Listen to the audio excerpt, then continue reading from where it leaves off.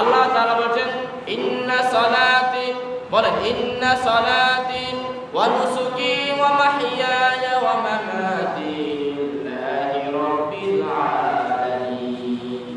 নিশ্চয় আমার নামাজ, আমার কুরবানি, আমার জীবন, আমার মরণ সব আল্লাহর জন্য হবে। ঠিক কি না? এছাড়া আপনি কাউকে বন্ধু হিসেবে গ্রহণ করছেন, কারোর সাথে দুশ্মনী করছেন, কার জন্য হবে? একমাত্র আল্লাহর জন্য হবে। কার জন্য হবে? আপনি কুরবানি দিবেন, কার জন্য করবেন?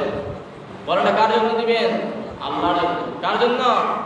কথা বলেন না, কার জন্য?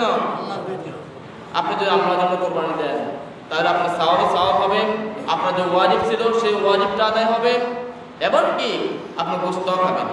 ঠিক কি না? কথা বলেন, ঠিক কি না? গোশত খাবেন এবং আপনার উপরে যে ওয়াজিব ছিল সেই ওয়াজিব আদায় হবে, সব দায়িত্ব আদায় হবে, এবং আপনার সওয়াবও পাবেন। সওয়াব দিবেন কে? আল্লাহ তাআলা।